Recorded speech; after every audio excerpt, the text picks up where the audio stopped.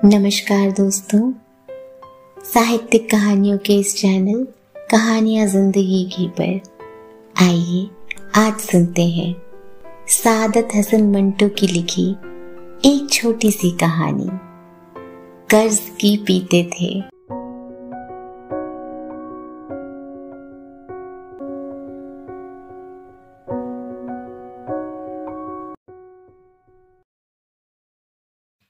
एक जगह महफिल जमी थी। मिर्जा गालिब वहां से उकता कर उठे। बाहर हवादार मौजूद था। उसमें बैठे और अपने घर का रुख किया। हवादार से उतरकर जब दीवान खाने में दाखिल हुए तो क्या देखते हैं कि मथुरादास महाजन बैठा है। गालिब ने अंदर दाखिल होते ही कहा, आहा मथुरादास भाई, तुम आज बड़े वक्त पर आए। मैं तुम्हें बुलवाने ही वाला था। मथुरादास ने ठेठ महाजनों के अंदाज में कहा, हुजूर, रुपयों को बहुत दिन हो गए। फकत 2 किस्त आपने भिजवाए थे। इसके बाद 5 महीने हो गए, 1 पैसा भी आपने न दिया। असदुल्ला खान गालिब मुस्कुराए, भाई मथुरादास, देने को मैं सब दे दूंगा, गले गले पानी दूंगा। 2-1 जायदाद अभी मेरी बाकी है। अजी सरकार, इस तरह व्यापार हो चुका, ना असल में से ना सूद में से। पहला ही 2500 वसूल नहीं हुआ, 656 सूद के हो गए हैं। मिर्जा गालिब ने हुक्के की नेब पकड़कर एक कश लिया। लाला, जिस दरख्त का फल खाना मंजूर होता है उसको पहले पानी देते हैं। मैं तुम्हारा दरख्त हूं, पानी दो तो अनाज पैदा हो। मथुरादास ने अपनी धोती की लांग ठीक की। जी, दिवाली को 12 दिन बाकी रह गए हैं। खाता बंद किया जाएगा। आप पहले रुपए का असल सूद मिलाकर दस्तावेज बना दे तो आगे का नाम ले। मिर्जा गालिब ने हुक्के की ने एक तरफ की। लो, अभी दस्तावेज लिखे देता हूं, पर शर्त यह है कि 2000 अभी मुझे और दो। मथुरादास ने थोड़ी देर गौर किया। अच्छा, मैं स्टाम्प मंगवाता हूं, बही साथ लाया हूं। आप मुंशी गुलाम रसूल अर्जी व नवीस को बुला लें, पर सूद वही 1.25 रुपया सैकड़ा होगा। लाला, कुछ तो इंसाफ करो, 12 आने सूद लिखवाए देता हूं। मथुरादास ने अपनी धोती की लांग दूसरी बार दुरुस्त की। सरकार, 12 आने पर 12 बरस भी कोई महाजन कर्ज नहीं देगा। आजकल तो खुद बादशाह सलामत को रुपयों की जरूरत है। उन दिनों वाकई बहादुर शाह जफर की हालत बहुत नाजुक थी। उसको अपने अखराजात के लिए रुपए की हर वक्त जरूरत रहती थी। बहादुर शाह तो खैर बादशाह था, लेकिन मिर्जा गालिब महज शायर थे। गो वो अपने शेरों में अपना रिश्ता सिपाहगिरी से जोड़ते थे।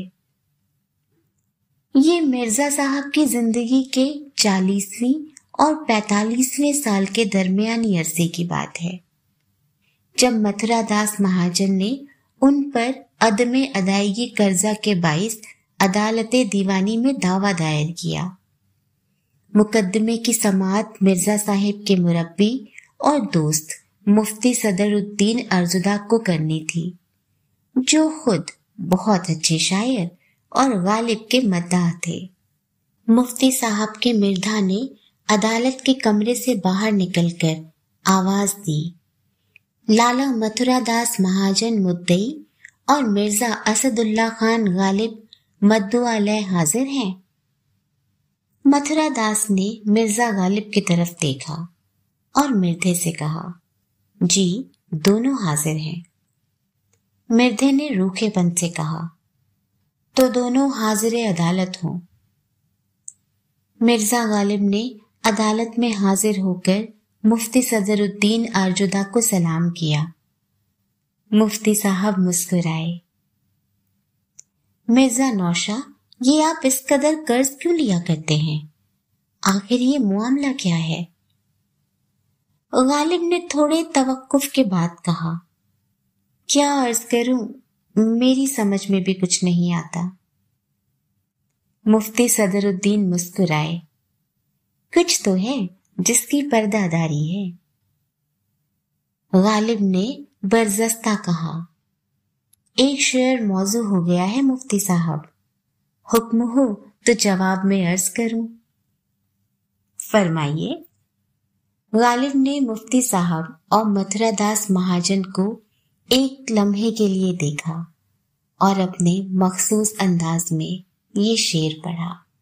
कर्ज की पीते थे मैं, लेकिन समझते थे कि यहाँ रंग लाएगी हमारी फाका मस्ती एक दिन। मुफ्ती साहब बेइख्तियार हंस पड़े। खूब खूब। क्यों साहब, रस्सी जल गई पर बल ना गया। आपके इस शेर की मैं तो जरूर दाद दूंगा, मगर चूंकि आपको असल और सूद सबसे इकरार है, अदालत मुद्दई के हक में फैसला दिए बगैर नहीं रह सकती। मिर्जा गालिब ने बड़ी संजीदगी से कहा, मुद्दई सच्चा है तो क्यों फैसला उसके हक में ना हो? और मैंने भी सच्ची बात नस्र में ना कही, नज्म में कह दी। मुफ्ती सदरुद्दीन आरजुदा ने कागजात कानून एक तरफ रखे और मिर्जा गालिब से मुखातिब हुए। अच्छा, तो जरे डिक्री में अदा कर दूंगा कि हमारी आपकी दोस्ती की लाज रह जाए। मिर्जा गालिब बड़े खुददार थे। उन्होंने मुफ्ती साहब से कहा, हुजूर, ऐसा नहीं होगा। मुझे मथुरा दास का रुपया देना है, मैं बहुत जल्द अदा कर दूंगा। मुफ्ती साहब मुस्कुराए। हजरत, रुपए की अदायगी शायरी नहीं। आप तकल्लुफ को बरतरफ रखिए। मैं आपका मद्दाह हूं। मुझे आज मौका दीजिए कि आपकी कोई खिदमत कर सकूं। गालिब बहुत खफीफ हुए।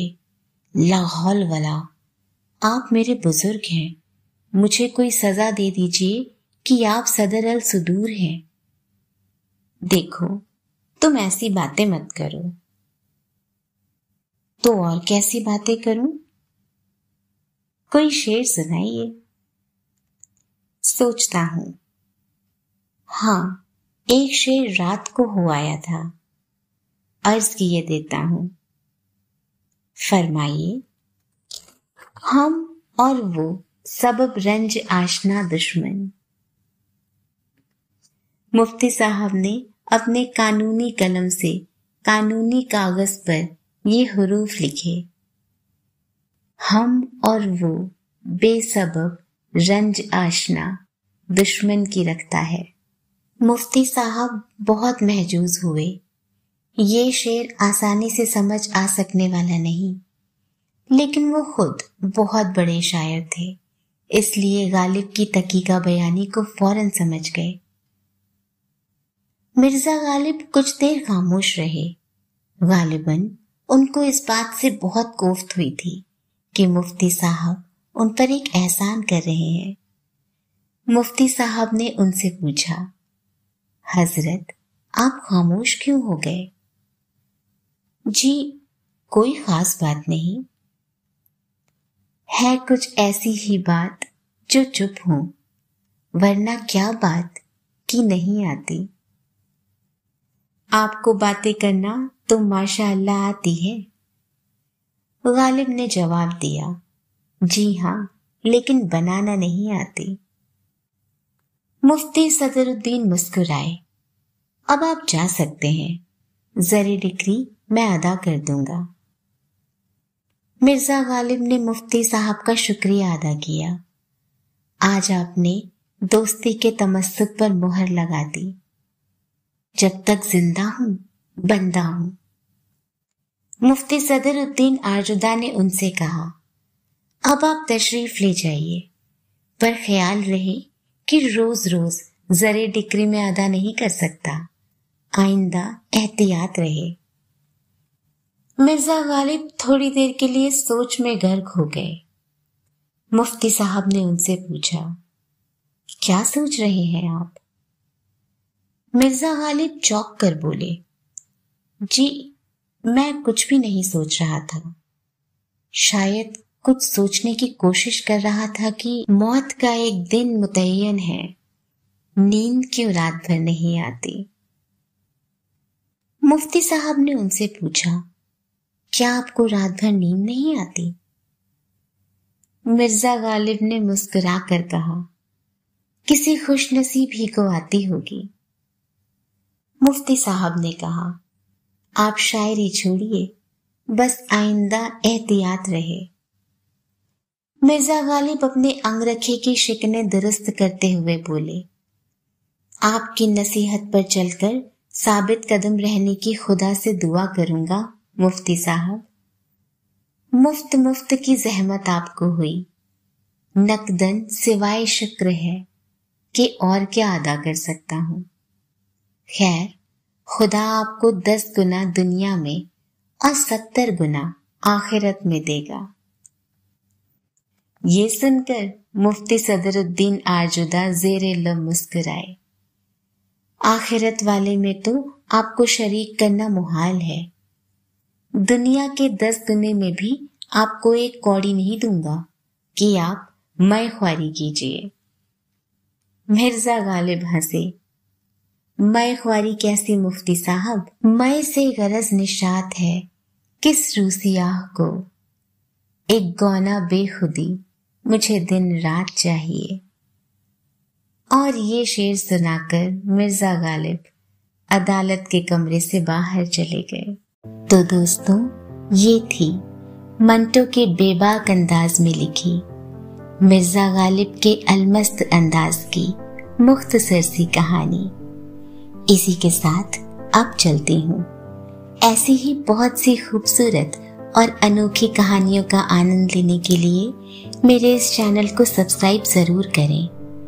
कमेंट बॉक्स में कहानी से संबंधित प्रतिक्रियाएं हमें जरूर लिखें। अपनी पसंद की कोई कहानी सुनने का मन हो तो भी हमें बताएं। हमारे पास उपलब्ध होगी तो हम उसे लेकर आपके सामने जरूर आएंगे। तब तक के लिए बाय बाय, खुदा हाफिज। अपना और अपनों का बहुत सा ख्याल रखें। मस्त रहें, खुश रहें और बिना किसी को तकलीफ पहुंचाए वो हर काम जो दिल को खुशी दे जरूर करें। नमस्कार।